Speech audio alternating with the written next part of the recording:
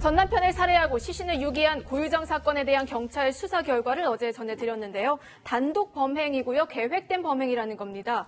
그런데 여전히 납득이 가지 않는 부분이 있습니다. 오늘 고유정이 검찰로 송치됐는데요. 그 모습 보고 이야기 시작하죠.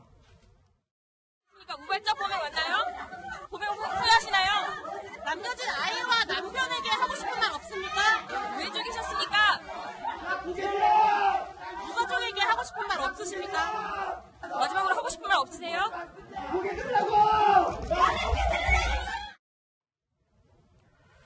네, 머리를 풀고요. 고개를 숙였습니다. 네. 저 모습 데자뷰 같지 않으세요? 처음에 신상 공개 이후에 처음으로 언론의 모습을 드러냈을 때랑 굉장히 모습이 똑같아요. 그때도 저런 모습으로 일관해서 정수리 공개라는 별명이 붙어버렸습니다. 그 옆에서 얼굴을 들거나 이 경찰분들이 혹은 머리를 좀 이렇게 치워주거나 할 수는 없느냐. 인권 문제 때문에 이제 안 된다는 거죠. 자연스럽게 노출되는 건 어쩔 수 없으나. 그래서 현장 검증 때 한번 지난주에 볼 수 있게 되지 않을까. 현장 검증 없었고요. 이 검찰에 송치될 때 보게 되겠구나 했는데 그 사이에 경찰이 이제 사진을 공개했죠. 영상을 공개했는데 문제는 이 고유정 본인은 내 얼굴이 공개되는 것에 대해서 상당히 격한 반응을 보였다고 전해집니다. 왜냐하면 내 문제뿐 아니라 내 아이도 있고 가족도 있다. 그들의 어떤 이 인권 문제는 어떻게 될 것이냐. 프라이버시가 있으니까 절대 공개하지 말아달라라는 요청이었고. 변호사 측에서는 또 뭐 집행정지까지 요구를 한 상황이었잖아요. 맞습니다. 그런데다가 하나 더 이제 경찰이 좀 압박을 받을 만한 일은 난 극단적 선택까지 하겠다. 얼굴 공개되면 이런 압박까지 했다는 거죠. 그래서 경찰이 이 궁여지책으로 쓴 방법은 자 일단 조사받으러 들어가는 고유정은 인식하지 못한 어쨌든 얼굴이 노출된 사진을 공개했고 유치장의 모든 TV를 다 껐다는 거예요. 보도를 보지 못하도록. 네. 내 얼굴이 대중에게 공개된 것을 고유정 본인이 알지 못하도록. 왜냐하면 그걸 알게 되면 또 여러 가지 이제 문제를 벌일 가능성도 있습니다. 그래서 지금까지는 고유정은 모르는 상황인 것 같은데 그럼에도 불구하고 모를 거라고 생각했기 때문에 오늘 또 정수리 공개의 모습을 보인 것인지 모르지만 고개 들라고라고 외치는 시민의 절규가 좀 가슴에 울리네요. 팀장님, 정말 고유정은 본인이 신상 공개 대상이 된 거를 모를까요? 경찰이 안 알려주나요? 지금 상황에서는 알려주지 않은 것 같아요. 왜냐하면 한번 정벌에 머리를 묶었을 때는 그때는 사진을 공개했지 않습니까? 근데 지금 머리 풀는 거 보니까 아마 그 언론에 공개를 했지만은 당사자한테는 말 안 한 것 같아요. 일단 심리적인 변화를 가장 아까 말씀하신 대로 평론가님이 극단적인 선택이라든지 또 진술에 또 변화가 있을까 봐서 그걸 숨기기 위해서 아마 안 했을 확률이 큽니다. 그렇군요. 신상 공개가 됐는데 아무래도 적극적으로 얼굴을 보여주는 게 아니라 이제 가리지 않는다는 차원의 소극적인 신상 공개라는 점에서 많은 분들이 좀 분노를 하고 있는 부분이기도 합니다. 현장에서 고성이 좀 들리기도 하던데 뭐라고 하는 건가요? 고유정이 경찰서를 나와서 이제 검찰로 호송되는 길목에 이제 제주 시민들이 많이 나서서 비난의 말을 쏟아냈습니다. 뭐 욕설도 쏟아내기도 했고요. 앞서 영상에서 들으신 것처럼 뭐 고개를 들라고라고 얘기하는 것도 아마 시민의 말로 추정이 되는데 이 자리에는 이제 고유정이 살해한 전 남편의 유족들도 있었다고 해요. 그래서 채널의 취재기자에 따르면 고유정이 나간 뒤에 유족들이 이 제주 동부경찰서장실을 찾아서 항의 방문을 하고 한 15분 정도 있다가 경찰서를 나서는 모습도 관찰이 됐다고 합니다. 이 항의 방문을 나온 유족들에게 무슨 말을 경찰서장에 했냐고 취재진이 물어봤는데요. 왜 고유정의 얼굴을 제대로 공개하지 않냐? 머리를 이제 다시 풀고 고개를 푹 숙여고 이를 이제 옆에 있는 호송하는 경찰관들이 제지하지 않는 부분, 이런 부분에 대해서 항의를 했다. 이렇게 할 거면 왜 신상 공개를 했냐 안 하면서 항의를 했다고 전해지고 있습니다. 그렇군요. 경찰이 어제 최종 수사 결과를 발표하면서 동기 그리고 수법을 이야기했는데 하지만 여전히 추정 수준입니다. 검찰로 송치된 이후에도 이제 범행 동기나 수법에 관해서는 계속해서 수사를 해 나간 거겠죠?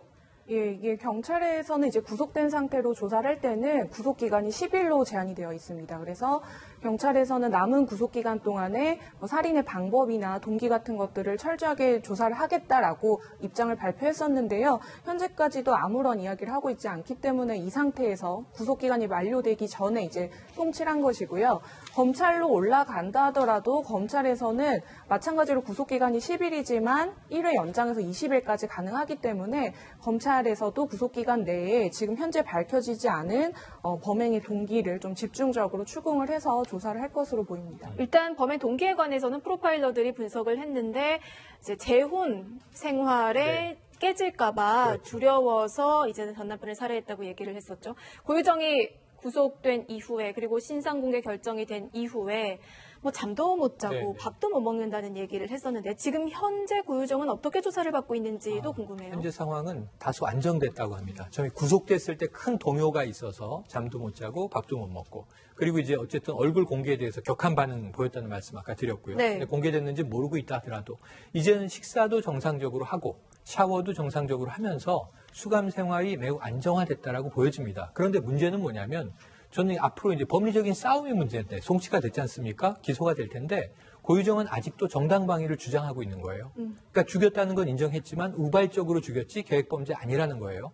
아까 이 현재 내가 재혼하고 나서의 가정을 유지하는데 전 남편이 위해가 되겠구나라고 만약 살인 계획을 짰다는 것이 프로파일러들의 추정이긴 하지만 네. 본인은 이걸 인정 안 하고 있는 거예요. 그래서 사실은 참 무서운 대목인데요. 그 전 남편을 살해하고 그의 휴대전화를 가지고 자신의 휴대전화로 내가 나쁜 짓을 해서 미안하다. 고소만 하지 말아달라. 마치 남편이 뭔가 자기에게 위해를 가해서 정당방위로 살해한 것 같은 정황을 남겼어요. 그리고 살아있는 것처럼 네. 위장을 한 거죠. 그러니까 이건 뭐냐면 자신이 살인범으로 특정될 수 있다는 것까지 다 가정하고 전제한 상황에서 꾸민 일이에요. 그러면 전 굉장히 무서운 인물이다 이런 생각이 듭니다. 네. 지금까지는 고유정이 입을 열지 않는 이상 현재로서는 경찰이 찾은 증거들 그리고 어제 발표한 수사 결과를 바탕으로 범행 전후 행적을 좀 재구성해 볼 수밖에 없을 것 같은데요. 먼저 수면제를 사용해서 전 남편을 무기력하게 살해했을 것으로 보이는 혈흔 증거에 대한 제주지방경찰청 과학수사계장의 분석을 먼저 들어보시죠. 현장 상황을 봤을 때 경장과 첫째는 거주를 구합니다. 그다음 경장주의가 가지고 있는 수도였어요. 그다음 현장 그대로 3회 나타나는 거예요. 3회 주로 방어 힘들이라고 공격 못하는 그런 특징 나타납니다. 그런 공부로 하면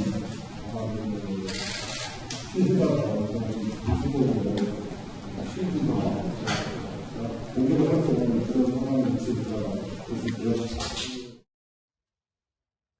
그러니까 전 남편의 시신을 부검해본 결과를 이제 발표하는 것 같습니다. 그런데 공격흔은 없고 방어흔만 있다. 이 얘기는 무슨 의미인가요? 자, 우리 일단 어느 사람이 가해를 할 때 같은 입장이라고 한다면 반항을 하지 않습니까? 그러면 내가 피해를 안 당하려고 같이 하기 때문에 공격흔이라고 그래요. 그런데 지금 내가 심신이 온전치 못하고 혼미하거나 아니면 문제 있을 때는 급작스레 가해를 주게 되면은 공격을 못하고 방어만 하는 거예요. 그러니까 방어만 했지 공격 행위 없다고 한다면 그 피해자가 정상적인 상태가 아니고 심신비약, 즉 얘기해서 아까 수면제 얘기를 하니까 예. 수면제로 의해서 몸이 잠들었다거나 아니면 흉기로 어떻게 했을 때 깨어날 수도 있는데 너무 놀라니까 피하기만 한 거예요. 그러니까 비산혈혈이 1m 50이라고 했지 않습니까? 그러니까 찔리면서 피가 튀면서 잠깐만 낮아졌기 때문에 본인은 얼떨결에 아니면 어떤 정신이 있는 상태에, 아니, 정신이 혼미한 상태에서 피해 당한 것이 경찰 추정인 거죠. 확실한 것 그렇군요. 같아요. 지금으로서는 하지만 전 남편이 수면제를 먹고 잠이 들어있는 상황에서 고유정이 범행을 저질렀다는 그런 강한 추정이 되는 상황입니다. 혹시 고유정이 언제부터 계획을 했다고 경찰은 보고 있는 건가요? 고유정이 제주도에 있는 무인 펜션에서 전 남편을 살해한 게 지난달 25일입니다. 그런데 경찰이 지금 수사 결과를 발표한 걸 보면 고유정이 적어도 이보다 보름 전부터는, 그러니까 지난달 10일부터는 범행을 준비했다, 계획했다 이렇게 보고 있어요. 그 근거가 뭐냐면 고유정이 휴대전화와 컴퓨터로 독성 물질의 치사량이라든지 살해에 쓰인 이 범행 도구라든지 아니면 시신 훼손, 유기 방법 관련해서 검색을 하기 시작한 게 이날부터라는 겁니다. 네. 근데 이날이 무슨 날이냐면 바로 전날에 9일이죠. 지난달 9일에 고유정이 이 양육권을 가지고 있는 아들의 면접 교섭 관련해 갖고 이제 법원에서 전 남편과 만난 다음 날이거든요. 그리고 이날이 바로 25일로 면접 교섭일이 잡힌 날인데, 그러니까 아이를 남편에게 보내주는 날짜가 확정된 바로 그 다음 날부터, 바로 그 다음 날부터 구체적인 범행 준비를 했다, 이렇게 경찰은 보고 있는 거죠. 그때부터 이제 범행 관련 검색을 시작했군요. 그때부터 범행 계획이 됐다고 볼 수 있는데 지금 계획범죄의 정황들은 너무 많이 나오고 있습니다. 그래서 이 부분에 대해서는 뭐 입증하는 데 크게 무리는 없을 것 같다는 생각이 들고요. 그런데 여전히 고유정은 우발적인 범행이었다고 주장을 하고 있습니다. 그리고 경찰은 역시 거짓말로 보고 있죠. 그런데 유족도요, 고유정은 평소에도 거짓말을 너무나 잘하는 사람이었다. 이렇게 이야기를 합니다. 형님이 이혼을 결정했던 결정적인 계기 중에 하나가 폭언과 폭행에 일방적으로 당했으니까요. 긁힌 자국도 많고 핸드폰으로 맞아가지고 눈이 찢어졌던 적도 있고 거짓말을 너무나 잘했어요. 가사 심판에서도 재판장님께 당당히 거짓말 하더라고요. 청구에서 본인이 키우고 있습니다. 내가 키우고 있습니다라고요. 그 사례가 되게 많은데 말하려면 끝이 없네요. 주변 사람들은 그렇게 얘기를 많이 해요. 숨 쉬는 거 말고 다 거짓말 아니냐라고. 그럼 여전히도 거짓말하고 있더라고요. 우발적 범죄다. 네, 물론 유가족의 일방적인 주장이기 때문에요. 신중하게 들어야 할 필요는 있습니다만 사실이라면 고유정은 굉장히 거짓말을 잘하고 폭력적이었다는 겁니다. 피해자 가족의 입장은 그렇고요. 그렇다면 고유정 가족의 입장도 나왔나요? 고유정 가족과 또 고유정 주변 인물들을 지금 이제 많은 방송사들에서 심층 탐사 보도를 하기 위해서 인터뷰들을 하고 있습니다. 네. 그런데 이제 한 PD의 이야기가 알려졌는데 충격적이다. 고유정의 가족, 고유정의 예를 들어 친동생도 인터뷰를 했습니다. 그런데 누나는 성장하면서 굉장히 친절하고 밝고 사교적이고 인사성도 이제 바른 그런 사람이다. 평소엔 친절한 네네네. 사람이었다. 아까 지금 이제 전 남편의 유가족이 또 주장한 것과 전혀 상반된 이야기를 하고 있어요.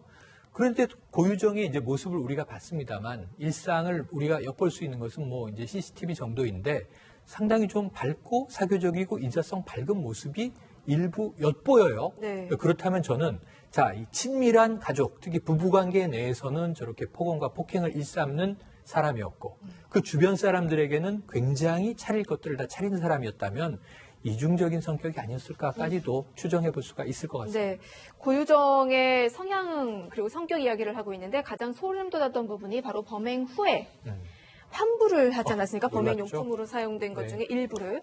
그때도 웃고 있었고요. 그리고 방진복을 사러 갔을 때도 웃고 있었어요. 네, 그러니까 28일 범행을 마치고 제주도에 있는 마트에 표백제를 반품할 때도 이 마트에 있는 직원들과 잠깐 얘기를 나누는 건데 미소를 짓는 듯한 지금 보신 영상인데요. 미소를 짓는 듯한 모습이 보였고요. 뭐 오른손에 뭐 감은 붕대 아니면 도저히 뭐 누구를 살해하고 시신까지 훼손한 사람으로 보기 어렵고요. 지금 보시는 영상은 하루 뒤에 지금 저렇게 웃고 있네요. 인천에 있는 다른 마트에서 시신을 추가 훼손할 때 필요한 방진복, 뭐 덧신을 사면서도 이 마트 관계자와 미소를 살짝 지었거든요. 상당히 여유 있어 보이는 모습이었는데 그래서 제가 만약에 저 마트 직원으로서 뭐 고유정을 손님으로 상대한다 하더라도 이 사람이 사람을 죽인 사람이다. 이런 상상은 뭐 꿈에도 할 수 없을 정도로 자연스럽고 천연덕스러운 모습이었어요. 일단은 뭐 경찰 입장에서는 뭐 정신적인 문제는 없다고 하지만 그래도 여전히 검찰에서 이제 심리 분석 관련해서는 조금 더 면밀하게 살펴보지 않을까 싶습니다. 풀어야 할 과제가 또 있습니다. 3개월 전에 질식사를 한 것으로 알려진 고유정의 의붓아들 사건. 이 사건은 지금 수사가 어떻게 되고 있는 건가요? 예, 우선 경찰에서는 고유정의 4살 의붓 아들이 의문사한 이 사건에 대해서도 조사를 하겠다라고 밝힌 상황인데요. 그 당시 상황을 보면 고유정의 이제 현 남편과 전처 사이에서 태어난 아들이 지난 3월 2일 청주의 한 아파트에서 숨진 상태로 발견이 됐었습니다. 그 당시에 이제 고유정의 의붓 아들은 제주의 할머니 집에서 지내다가 청주로 놀러 온 상태였고 잠을 자고 난 이후에 숨을 거둔 상태로 발견이 됐었는데요. 당시 몸에서는 특별한 외상이 없었고 정확한 사인도 밝혀지지 않은 상태에서 국가수는 질식해서 숨졌을 가능성이 높다라는 소견을 내놓은 상태였습니다. 네. 이 사건도 사실 굉장히 의문점이 많기 때문에 경찰은 이를 위해서 충북의 형사들을 조만간 제주도로 보내겠다라는 입장을 발표했습니다. 그러니까 지금 제주도에 구속된 상황인데 충주경찰서에서 조사를 하고 있는 사건이기 때문에 아예 그냥 구속된 고유정을 만나기 위해서 경찰이 제주도로 가는 상황이군요. 전문가들도 혀를 내두르고 굉장히 잔인하고 치밀했던 고유정입니다. 이제는 검찰 수사 결과를 주목해 보겠습니다.